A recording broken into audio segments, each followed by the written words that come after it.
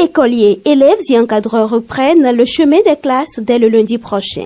Conformément au calendrier scolaire 2023-2024, la reprise des cours est précédée de la semaine de la pré-rentrée qui a démarré ce lundi. Au CEG Sainte-Rita de Cotonou, élèves et parents d'élèves ont fait le déplacement, certains pour les formalités de changement d'établissement et d'autres pour les inscriptions au titre de l'année scolaire qui démarre bientôt. Contrairement à l'opinion publique selon laquelle la période est dédiée aux inscriptions de nouveaux élèves, il y a bien d'autres tâches à accomplir. Pour cette journée-ci, par exemple, en dehors du premier conseil des maîtres, il y a également l'ouverture du registre d'inscription et d'admission. Donc les parents viennent à compte-gouttes pour inscrire leurs enfants.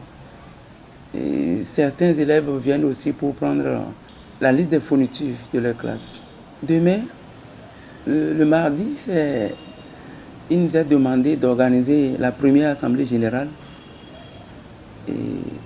avec les parents d'élèves et la poursuite du recrutement.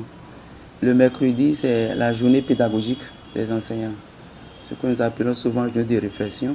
Le jeudi, on poursuit le recrutement avec les nettoyages et le vendredi aussi pareil. Et c'est le vendredi que nous allons recevoir les cahiers journaux, les premières préparations pour que le lundi, les activités pédagogiques démarrent normalement. Dans cette école, le calendrier des tâches programmées pour cette première journée est bien respecté. Seulement, en ce qui concerne les inscriptions, ce n'est pas encore la grande affluence et le directeur profite pour adresser un message aux parents d'élèves. Nous avons déjà fait le premier conseil des maîtres. Les classes à tenir par chaque enseignant sont redistribuées et le matériel du travail leur est également remis. La périodicité pour la remise des cahiers de préparation est également dite. Ce que j'ai à dire aux parents, c'est quoi? Quand on dit pré-rentrée, c'est la semaine où ils doivent passer dans les écoles pour inscrire leurs enfants. Et à partir du 18, en principe, plus d'inscriptions.